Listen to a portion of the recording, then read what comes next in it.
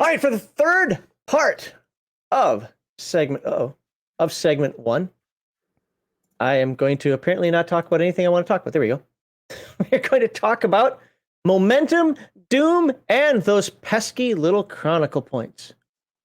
Before I do that, I got to let you know a few things. And the first one is that we believe role-playing games should take place in fantastic worlds, and the focus of the game should be on role-playing and having a good time. The core values of #RPGate and any good tabletop group are, you can see them on the screen right there. Learn to read. That's right. I said it. I went there. #RPGate.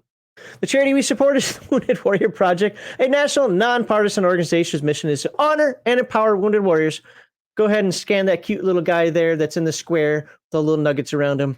You want to say hello to him and donate to the Wounded Warrior Project. I know you do. And of course, we got video game streams on Thursdays and Sunday evenings with the Dirty Casuals, who play multiplayer games for your mockery and enjoyment, and you get game-related tabletop role-playing game-oriented content on Sundays, like the one you're about to watch right now, or you can join on Friday night, where our panel of guests opine, comment, editorialize on the TTRPG hobby as a whole. We're not a tutorial. We're reading through the game. We're having some fun. Our thoughts on it right now might be a little less than positive, but that doesn't make it a bad game inherently. It just means that we're not as enamored with it. That's all it means. Boom. Here we go. Momentum.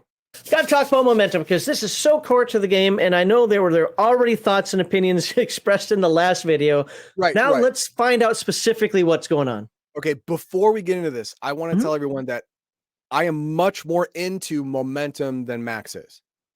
I'm much more into it. I like the idea. Generally, I like how it's implemented. Okay. I like momentum until it's stored. See, I'm okay with that. Okay, fair. We have differing opinion on that. I just don't like padding it. I don't like that idea. But we're going to actually get into what momentum is, and then you can make the decision for yourself. Absolutely. So when the number of successes scored in a skill test is greater than the difficulty rating, so if you have a difficulty rating 2 and you get 4 successes, you have 2 extra successes there, you have 2 momentum. Great. Momentum can be spent immediately to perform the given task more effectively, or it can be saved and applied to actions taken later. And that's the part that makes me quiver. That's the part he's like. Here's the thing, though. Here's the thing. Now, the explanation in my head for that is this: using immediately. Let's say you shoot somebody. You need 1 success. You got 3. That means you have 2 momentum. You can use that momentum to do extra damage. You shot him in the eye. You can use that. You can use that momentum to shoot him in the kneecap to make him fall down. You can do that. Or you did it so well. You shot that guy from the hip. Quick draw from the hip. Bam! You shot him. Your friends, your group saw you do that. Just dominate this guy, and they are emboldened. That is the group momentum. You pass that momentum to the group pool. They can now pull from it to do their next actions because you embolden them. You increase their morale, giving them a greater chance of success or to succeed more effectively because of your example. I get it. I like it. All right, let's move on. Momentum is of benefit to the entire group, not merely the player character that generated it, and it can be an extremely powerful tool if used skillfully. I think that's my other dislike of momentum is, and I gotta be very clear, it's meant to be this way in the game.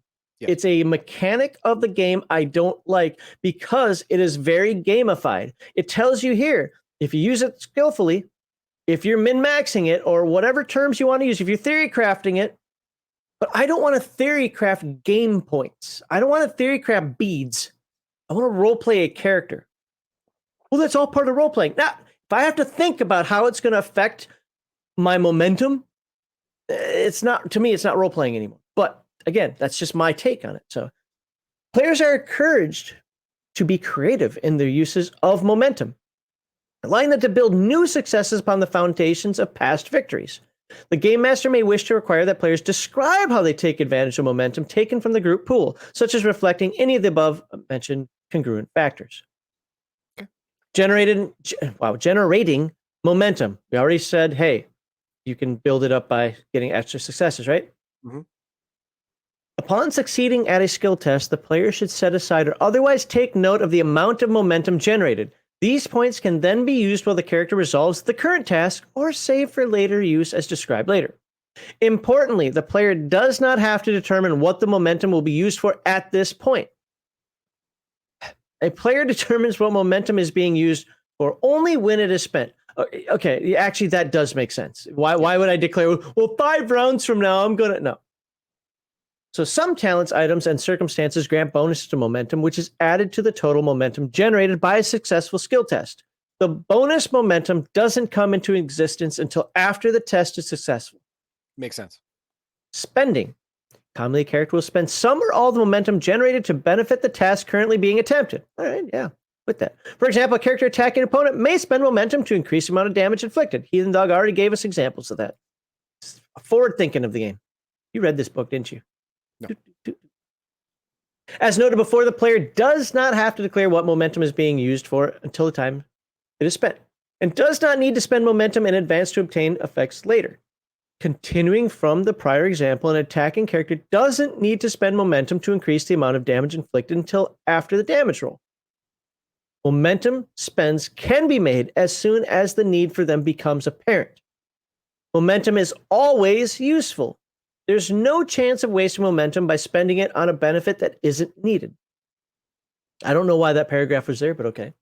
Well, they wanted to make sure that momentum is never considered a bad thing. Fair. Yeah, okay, that does make it. It's just stop dickish DMs or GMs, whatever. Right. I Exactly. get that. Yeah. Oh, you wasted it. Most momentum spends can only be used once on any given skill test or effect. In action scenes, a character can only use a given momentum spend once in any round. However, some momentum spends are described as repeatable. This means they can be used as frequently as the character has the desired momentum to spend. I'm guessing extra damage is one of those? Sure. Or Once extended actions of some kind, maybe. Once the character's task is resolved, any unspent momentum is lost. Okay, wait. Once the character's task is resolved, or an action scene at the end of the turn, At the end of the turn, any unspent momentum is lost. However, the characters have the option to save momentum for later use of the word, then it's not lost. That is, that is really, really bad writing. Okay, here's the thing. Momentum's never lost. How about that? I'm going to rewrite this right now. If you roll momentum on your roll and you don't use it, it goes to the group pool. It's not lost. It's transferred. It's transferred to the group pool. Now, maybe a player can say, I don't want to transfer to the group pool. Kick that player off table. He's dick. It's always transferred to the group pool. If not used, it's never lost. Now, from the group pool, I'm sure there's a mechanic just like in the other games where you lose momentum every round or so, just because of it's timing out. You're no longer as morale up because of that action. The So momentum fades slowly, but you don't just lose all momentum if you don't use it. No. See, I was for this. When it ended right here, I was like, oh, okay, actually, I kind of like momentum now. And then there's this one. All right. Yeah, that was just really poor writing. All right, let's see. Some momentum spends are not tied. I don't care anymore. Okay, saving momentum. As noted above, players have the option of saving momentum rather than letting unspent momentum go to waste. Like I said, any player who does this is a dick. The saved momentum goes into a group pool, which can be added to or drawn from by any character in the group. This pool represents the benefits of the group's collective successes. In bold, no more than 6 points of momentum may be saved in this pool at any time. Sure. Any points of excess momentum in the group pool are discarded. Okay, so there you go. Not lost, discarded. During any successful skill test, a character may spend momentum saved in the group momentum pool instead of or in addition to any points generated from the successful skill test itself, spending from either or both as desired. As normal, momentum is only spent as needed, so a character does not have to choose how much momentum to draw from the group pool until it is actually needed, and it does not need to be spent all at once, though all points of momentum spent on a specific roll must be spent when the roll is made.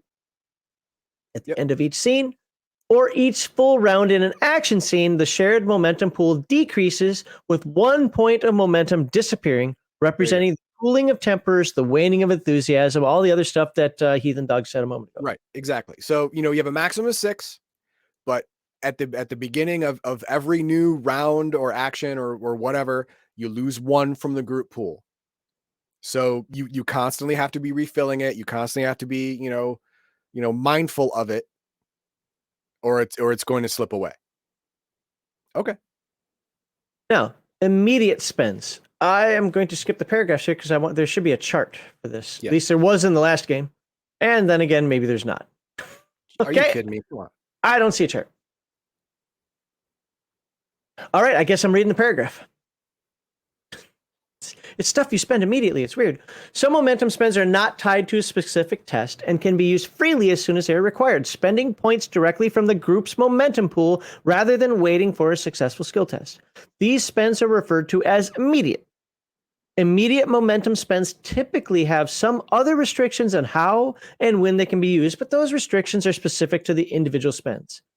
Immediate momentum spends can also be paid for with Doom, which will be described in depth later. Not too much later.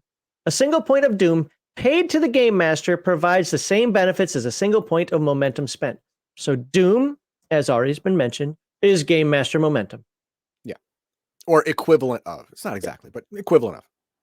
When paying for an immediate momentum spend, the cost can be split, paid partly in momentum and partly in Doom, if the player desires.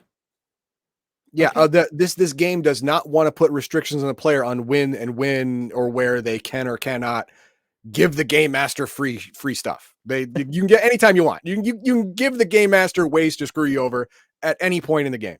Good luck.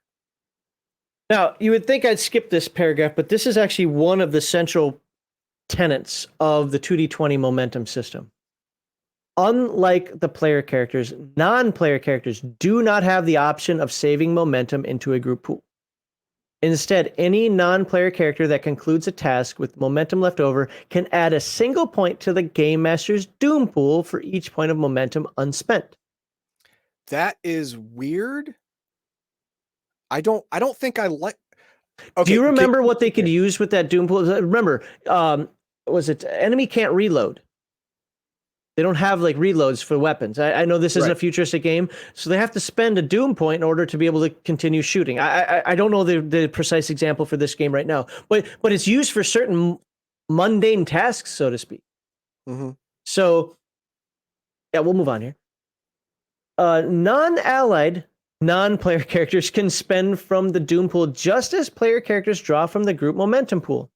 Okay. Allied non-player characters can draw from Allied non-player characters can draw from the momentum pool if allowed by the players, but cannot add any earned momentum to it. Dicks. They're just parasites. The Doom pool described on page 269, and that will be looked at later. Okay. Now I'm a little better. I'm a little, feeling a little better about this because when you first read that, it said go scroll up a little bit.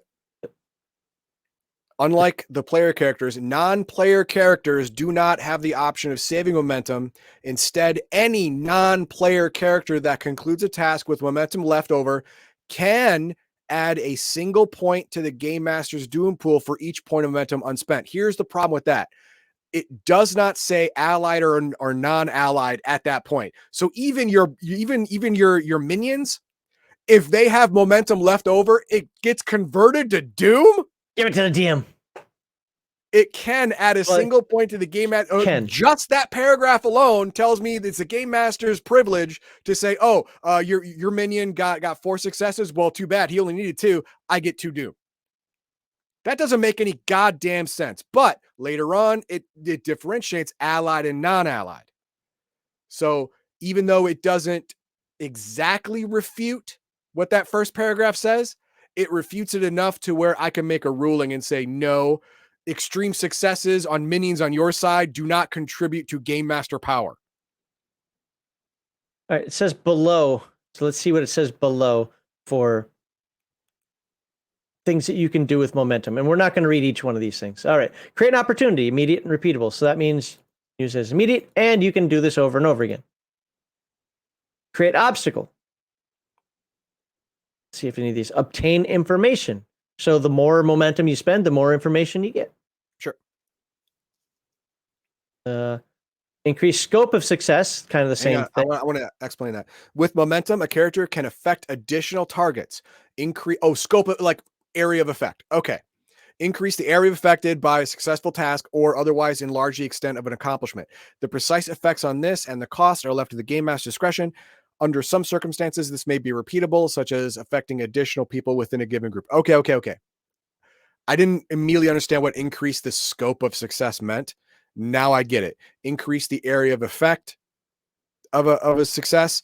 If it's a grenade, maybe you can increase, you place the grenade perfectly and it hit more people. Or if it's say convincing someone of something, you can convince a group of people or multiple people of something by talking to one or just person. convince them better. Yeah, you can do better or more people. Yeah. Okay, I get it now. All right. See anything up there? Nope. What's this? Quality of success. Reduce the time required. That's always a good one. That is always a good one. Yeah. Just do it faster. Because usually time is of the essence, right? Right. Okay. A lot of green stuff here. I'm not going to read.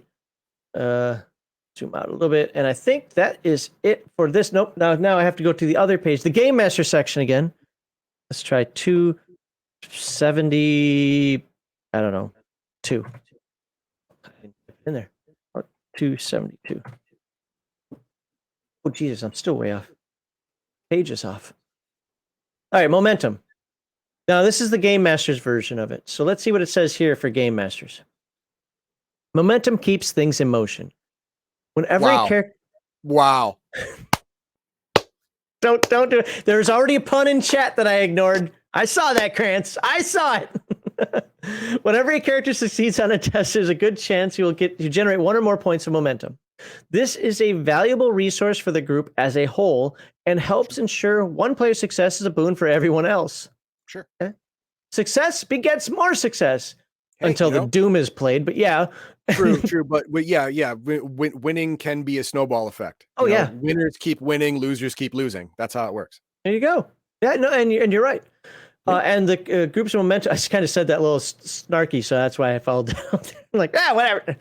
And the group's momentum pool helps bind both players and player characters together. This is the part I think. Okay, yes, I understand what you're trying to say, and yes, I get it. But for me, no, it actually takes me. It ruins my immersion. It doesn't assist. Here's what I think about it. Here's what I think about it. Think of it this way. In volleyball, like, when I was a teenager, I watched women's volleyball for obvious reasons. Now, common in volleyball is to set up someone for a spike. Think of group momentum that way. You're setting up someone else going later than you for a devastating attack using the momentum you generated. Think of it like that. I get that. I'm cool with that. Momentum means a character may succeed faster or better on a test. It means that the nimble climber or stealthy assassin guides a less adept group through disaster. That's actually one of the things that I really liked about momentum when we did this with Mutant Chronicles was that, I don't want to call it the NPCs, but that increased scope. Yep. And yeah, great. I succeeded so well, but what does that really mean? Oh, it meant that I could actually help them out. Yes. Like now they are able to get through for whatever reason. I do like how it can be passed along, so to speak. By generating enough momentum, I just scrolled past momentum to boost skill sets. A full momentum pool for a group means that things are going well and allows them to augment their successes and mitigate their failures. Momentum is good. A lot of the options. Read is good. Okay. A player may ask to spend momentum on a particular outcome after rolling, and where the rules allow it should be permitted. I'm going to tell you, I like it. I do like it, but that's always a hairy one. Yeah, I would not allow buying D20s after you rolled the first 2. If you want to buy more dice, you got to buy it before you roll anything. But the other stuff, maybe it depends on the action. Yeah, it says the game master should decide. I didn't want to read the whole paragraph, but it looks like I'm going to. The game master should decide whether a particular momentum spend is applicable or not, and declare it as such before the player rolls. Yeah. Okay, Game I'm Master cool with should encourage unique and creative momentum spends by the characters. Sometimes the options already presented in these rules will be sufficient, but a particular circumstance may offer new options outside any anticipated scope. It is worth remembering that a momentum spend does not have to be directly linked to the test that generated that momentum. Yes, keep beating that into my skull because I don't like it. because you don't like it. It may instead allow the character to gain secondary effect or benefit, having succeeded so significantly on something else that the character can now do something else on top of what the original skill test was achieved. Now that was a very obtuse, but I get it. I get what it's. I think of that as an example would be there is the bad guy, and he's holding a box with a big red button that's going to blow up your girlfriend, her kid, sitting on top of a bunch of explosives. You shoot that guy dead, but you do it in such a way where you sever his spine, you turn him off like a light. He drops the box and the box breaks. The added benefit is that now it cannot be remotely detonated. They are now taken much more away from the perceived danger. Mm-hmm. No one can just pick up that and press the button. You broke the box. You hit him so well, you did two things at once. Yeah, I like that. Yeah. A word of warning. Momentum should seldom be necessary to achieve the task in the first place. If a character cannot succeed without spending momentum, the test is probably not a case of needing a momentum spend, rather too much of an increase in difficulty, and should be adjusted accordingly. False. That is a completely false paragraph. Completely false paragraph. Not going to increase or change the difficulty just because your character can't do it. Exactly. No, I'm not going to do that. I mean, D3, D4, and D5, they have those for a reason. Everyone starts with 2D20. How do you get more dice? The first way is momentum. Use momentum and get dice. The second way is to give the game master Doom. Chronicle point. Or but the thing is, no matter how skilled you are, even if you roll double ones on that, you're only going to get 4 successes. You literally cannot make a D5 roll with 2D20 in 99% of cases. You just can't. No matter how awesome you are. You must spend momentum or you must give Doom. So let's talk about Doom. All right. In the course of game, forget that. The Game Master begins each session with Doom equal to the total number of fortune points. That's what Chronicle points are called. Fortune points. Possessed by all the player characters. So if you have 4 players at the table, and we'll just say combine, just say 2 times 4, whatever, 8, you start with 8 Doom. And that goes up and down based on the momentum and how you spend them yourselves. Doom pool grows and shrinks as the player characters take actions and the Game Master responds. Doom is a means of building tension. The larger the Doom pool, the greater the likelihood that something will endanger or imperil the player characters. You know, if it seems too easy, it probably is. Like, man, we got through this temple, this underground temple of Doom, and we made it to the end. God, this was a cakewalk. And then the Game Master drops. Yeah. The Game Master was saving all his accumulated Doom points for the last guy, for the final boss. And now he's got 15 Doom points to spend in that fight with the final boss. You know, sorry. Should he have done that? Probably not. Did he? Yep. Strictly speaking, the player characters don't know that their actions further imperil them. No, they do. No, they really do. They see the beads stack up. Yeah. As they push their luck. At least they should not know in any fashion they can measure. But the players understand this. Eventually, okay, specific characters. Okay. Yeah, it's talking about in character. But see, when you're talking about game mechanics, it's really hard to separate your actions from the game state. You know, well, my character wouldn't do this. Yeah, but I'm looking at a giant pile of 12 Doom, and I can't force myself to make my character do something I know is stupid. So this is stupid. This is a dumb paragraph again. Eventually, in a final encounter, all of the Doom generated in the session is spent, usually in a final confrontation. That doesn't sound happy at all. No, it doesn't sound great at all. And I personally would not purposefully hoard all of my Doom just to make sure I can possibly kill everyone at the finish line. That seems lame as a game That's an master. adversarial game master. It is, and you shouldn't be that. You shouldn't hoard your doom. You should spend it when most thematically appropriate. That doesn't mean save it till the end. You're just being a bad guy. Doom as a mechanic. Doom pool grows because the player characters take action. They pay. Yeah, we already know that. We read some of that. Let's find something new and interesting about Doom. Ooh, defining Doom. That game master may also the hell. The game master may also use Doom to trigger sudden changes in the environment, bring in reinforcements on the fly, create or exacerbate complications, or exploit other problems. This is okay. This is very throughout the game session. Yeah, this should how Doom should be used. Right. Characters in the Conan stories often face an escalating series of obstacles. One problem just leads to another, which leads to another. Like you're saying before, victory begets victory, losing begets more losing, right? Like we got one obstacle, we solved that, now we have two obstacles. Oh my God, can they go away? No, because I still have Doom dice. Or chits or whatever. Situations evolve and rapidly resolve into new challenges. Rarely do plans go the way they are intended, and unforeseen difficulties are the order of the day. What I would caution, though, and I caution this out of ignorance because I haven't played this, is that getting to the point where you don't even plan because the game master is going to screw with it anyway. I mean, of course, the game master is going to screw with it a little bit. No plan. I forget the quote. No plan survives first contact with the enemy. True. I get that, but what you don't want to do as both a player and a game master, especially as a game master, you don't want to get the players to like, what does it even matter? Let's just go in guns blazing because every time we plan, the Doom dice or the Doom chits complicate everything and ruin our plans. Yeah, every time. So why would I even make a plan? Just forward assault.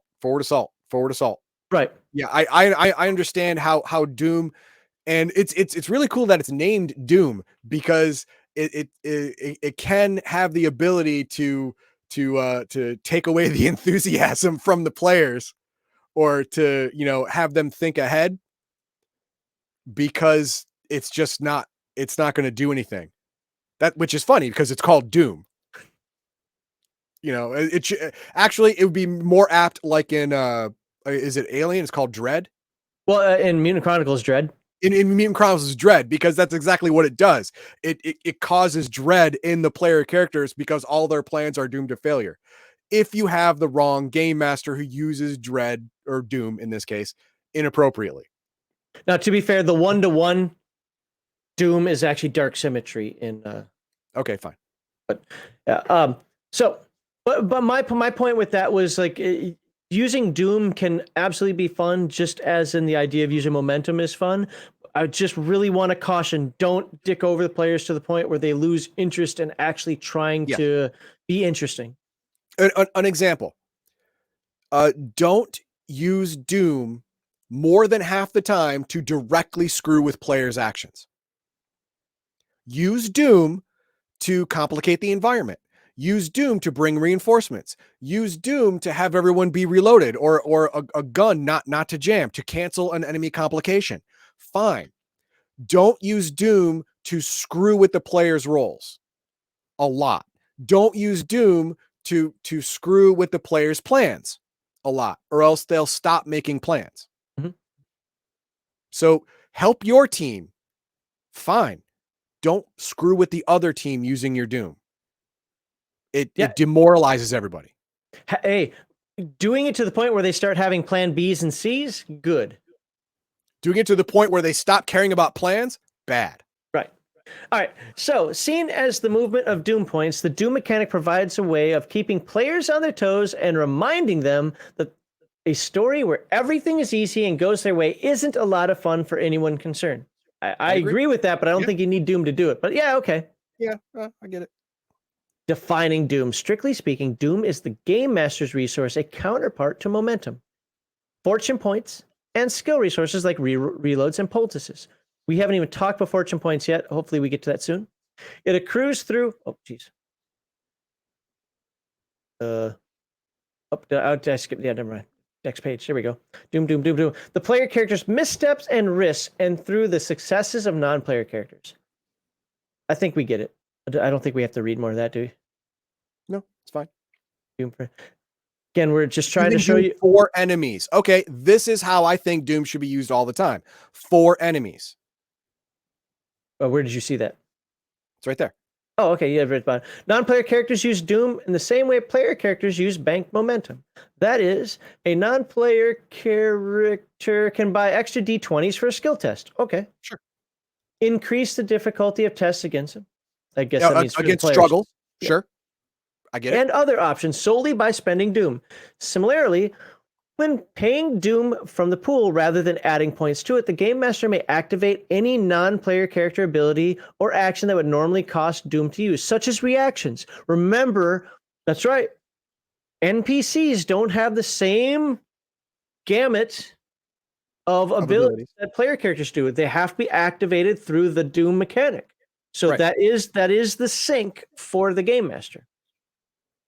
Similarly, just as player characters can add points of Doom when they suffer complications, a non-player character suffering a complication can cause the Doom pool to shrink. The exception to all of this is voluntary failure. You know what I felt about this in Chronicles, right? Non-player characters can't gain fortune points, so there's no point in using the voluntary failure rule. There's no point using voluntary failure rule at all. Yeah. But I get what they're saying here. Now, the whole like I said earlier, if the game master's bad guys roll a 20/20 and get a double complication, well, he spends 2 Doom on his bad guy to nullify those complications. Great use of Doom. Directly against the player characters, like a freaking laser beam to their hopes and dreams. Bad use of Doom. I'll be back in a sec. Sure. Just real quickly, what some stuff here. We're gonna get to the end of this soon. This has been a long. I knew today was going to be long, but that's fine. The rest of these after today shouldn't be this long. Immediate momentum, complications, reactions. Right. So a player character attempting a reaction adds Doom to the pool. It requires 1 point. There.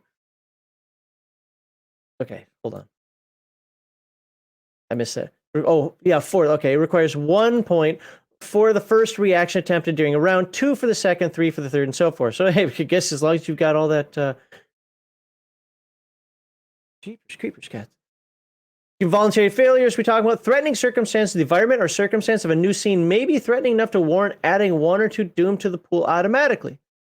In a creepy temple, in an area where it's just things aren't meant to go your way. Non-player character momentum, spending Doom, can add complications. I'm not trying to go through the entire Game Master section here.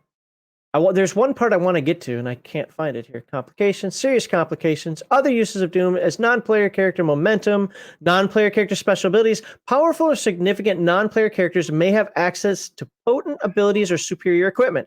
As noted in the descriptions, these abilities require the Game Master to spend 1 or more Doom to activate them. Again, if you went through our Mutant Chronicles videos, you will see that it is the same. Seize the initiative. That is right. Player characters in this game go before non-player characters. However, in action scenes, the Game Master may spend Doom to interrupt the normal action order and allow a non-player character to act early during that round. Instead of taking action after all the player characters. In such cases, the Game Master spends 1 Doom, chooses a single non-player character or a single mob or squad of non-player characters, and has them act immediately, as described on page 107, which we'll talk about some other time. You can summon reinforcements, dramatic environments. All of a sudden, the ground begins to shake, the wall begins to break. The bridge is starting to fray, whatever. Yeah. Minor effects, significant effects. Again, not reading them all. Page was I supposed to end on here? I feel like I've dividing the group. Oh, that is common in movies where a door slams shut or a wall comes down, splitting the group into 2 different smaller groups. Happens all the time. Yep. People hate it. Don't do it. But it happens all the time in movies. Tables. Our group never separates. Exactly, because it's stupid. Because separating is almost always the wrong move, and forcing them to separate makes everyone think you're a dick. So don't do it. And yet we did it on Friday. Well, we didn't have the skills necessary to go with them, and smaller was better at that point. It was tactically sound. But if you're in a dungeon and you use Doom to separate the group into 2 by a trap of some kind, they're going to think you're a dick. If you're Last okay with thing. that, hey, great, move forward. Last thing we'll talk about is fortune. Now, I didn't go through the player character side of it. I don't even know if there is a chapter on the player character side. This is the only place where I've actually skimmed it to this point. So if there's player characters have access to a special type of resource called the fortune points. If you remember when Heathen Dog made his character last week, or talked about his character, we talked about how to create a character. We talked about fortune points. Mm-hmm. These points reflect the fact that the characters that the game's hero, oh my God, these points reflect the fact that the game's heroes have ambitions and determinations above and beyond most people. You are supposed to be a step above. Yes, you are not the average Joe. The average Joe is not an adventurer. The average Joe, no matter what life deals to him, just stays on his farm, keeps his head down, and pulls up turnips. That's what he does. You are not the average person. You chose to not be a farmer. I'm tired of life kicking me in the ding ding. I'm going to go kick some ding dings on my own. You are now a special person. You have drive. You have gumption. You have fortune. It is always better to be the ding ding kicker, not the ding ding kicky. That's a good way to live your life. Yeah. Whether or not they're viewed as heroes, in the traditional sense, player characters are larger than life. And that goes to the whole premise of the pulpy sword and sorcery action of this game. In play, fortune points are used to enable player characters to do incredible things above and beyond the ken of normal folk. Fortune points can be used to pull off exciting stunts, provide an edge during dramatic situations, or otherwise help to advance the story. In order to best take advantage of this system, however, there needs to be a steady stream of fortune points made available to the players. Game Master, this is in the Game Master section of the book. This is telling you, give the players these fortune points so that they can do some awesome, cool deeds. Like I only get to roll 2d20 constantly, but we run across difficulty 3 and 4 things. Well, you have fortune points, right? Yeah, but I want to spend them. Well, then I won't give you any more. Yeah. And I'm not going to. So, because it's a tangible way of supporting the Howardian, there we go. The Howardian style of play and increasing the involvement of the players. The more each player participates in making the game thrilling, the plot twisting, and the characters memorable, the more chances they will get to do more of the same. Each player character usually begins each session with 3 fortune points. I said 2 before. It doesn't matter. I was just making an example and some math. Jesus. Though some characters may begin each session with fewer. 2. And cannot have more than 5 fortune points at any time. Any excess points are immediately discarded. That's why you want to spend them. If the Game Master's handing them out like candy, you're only allowed to have every hour, right? Then you're going to max out. Might as well spend it. So what can you do with fortune points? Add a bonus D20 to a skill test. What's the maximum number you can add, Heathen Dog? 5. Well, 3. 3 makes 5, yeah. Sure, yeah. Perform an additional standard action. Uh-oh. By the way, Game Master go again. Can do that with Doom also. Yes. By the way, you can only do this once. You can't do this 4 times per round. Second wind. A character can catch his breath and restore 1 stress. Overcome weakness. Player character may spend a fortune point to ignore the effects of all instances of a single type of harm. Oh, until the end. Because I was like, but okay, until the end of a current scene. I get it. Yeah, overcome a weakness. That's an adrenaline rush. That's for the whole combat, or for the whole climb up this mountain, or for the whole whatever. You're pushing through your pulled tendon in your leg. You're no longer getting the minuses for that because your will is so strong and you're better than most people. Very cinematic. Yes. Influence the story. A player character may spend fortune point to introduce a factor. And I remember what you felt about this last time. I got to say it again. Full effing stop. You do not dictate the world to the Game Master under any circumstance. You participation trophy little bitch. No. This is a flagrant error in both thought, deed, and execution of this game. Of the D20 system as a whole, this is an abject failure in thinking and execution. This is awful. Awful. I am not against it as Heathen Dog is, but philosophically, I agree with Heathen Dog. However, in a lot of my games, I like the players to add to the world, so to speak. But guess what I always do as the game master? I reserve the right to say no. This takes that away. You never take away a power, authority, and the ability to say yes or no from the game master. Nope. So I like this as an option. Now, of course, that's how I'd run it anyway. I would just say, okay, you can influence the story if I say that that doesn't ruin everything else going on. Oh, vampires are no longer, or all vampires are now allergic to the moon. Yes, moon, it hurts vampires. No, it does not. They go out at night. Deal with it. Yeah, and hang on. People watching this now, like, well, obviously that's not going to be. Hang on. Nowhere in this entire description of influence the story does it say the game master is allowed to say no. The only thing is the last sentence. The game master may also declare that a particularly large or significant declaration. That's not the last sentence, man. Keep going. But that's where it says no. Oh, and the game master has final say of whether or not the suggested fact or detail is valid. Oh, okay. The game master can say no. But the thing is, this shouldn't be there at all. Shouldn't be there at all. You should not be able to spend points I freaking gave you against me. That isn't that kind of the point? Awful on several levels. That is abhorrent to me. But isn't that the point of fortune points to use against the game master? Then I won't give them any.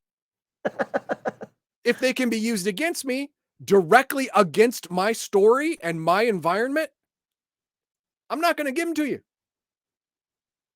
Suck it, chump. All right, almost done here. Regaining fortune points. The game master may sometimes award fortune points to a single player in the group for particularly noteworthy action, and other times the game master may choose to award fortune points to all the players based on the progress. Kind of a milestone thing. As a general guideline, the game master should always award players with 1 to 3 fortune points per hour of gameplay. That is absolutely ridiculous. Listen to me. Who is the idiot that wrote this game? I don't know. Whatever your name is, I'm talking to you. You've given them momentum already. Okay. Very, very powerful mechanic. You've already given that to them. Now you give them fortune, and you're telling me to give them 1 to 3 every hour. Basically refill them every hour of all their fortune starting fortune. They can have up to 5, right? Yeah. So, but they start with 2 or 3. No. Just like I don't give them momentum, I'm not letting them roll a D0 roll no matter what you cry about. I'm not going to give them fortune either. They got to earn fortune. So, screw you, game. No.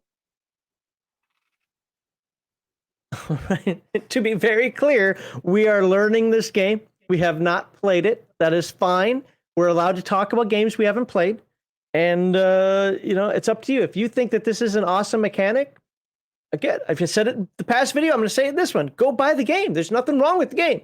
Just because it's not for him or me, for differing reasons, doesn't mean it's not for you. In fact, I like Mutant Chronicles, and while he's being more positive about it now, he did not like Mutant Chronicles as much. I didn't like it as much.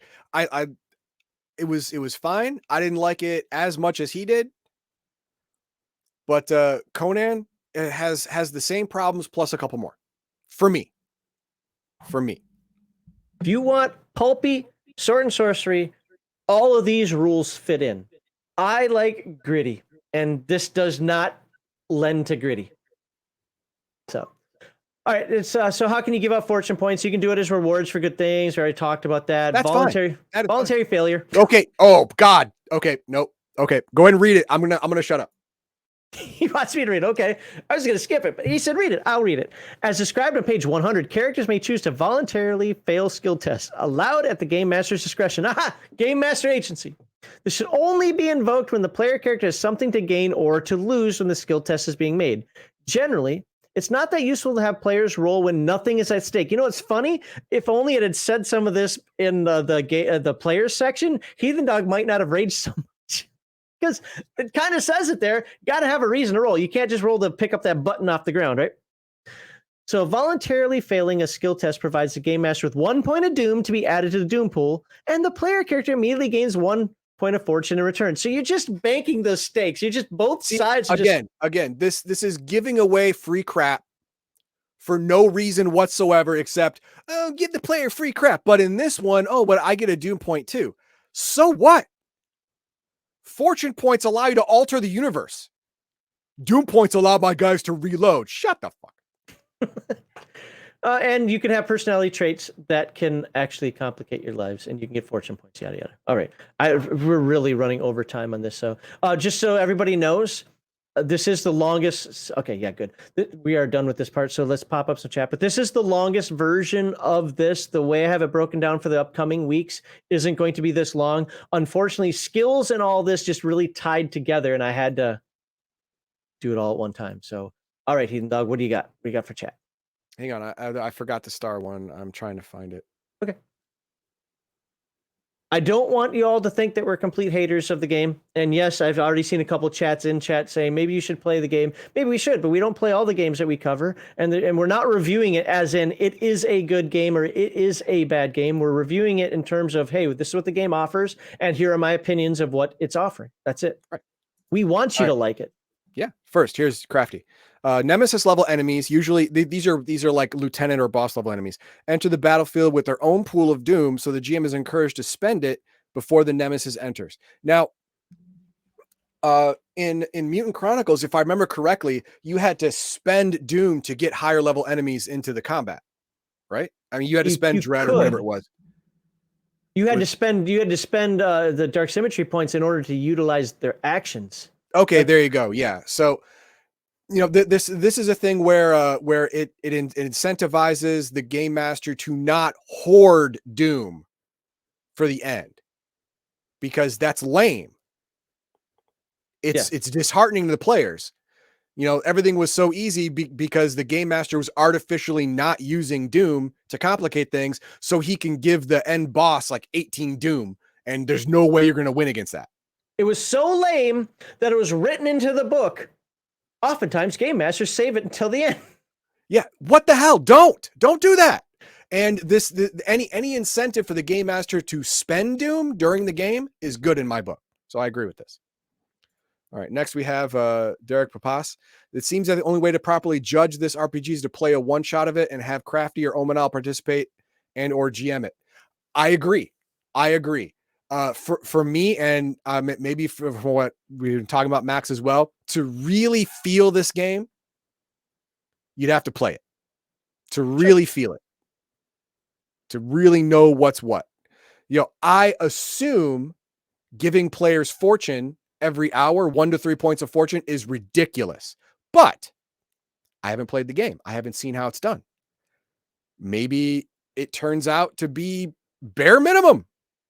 You know, just to make the game fun. Maybe that's true.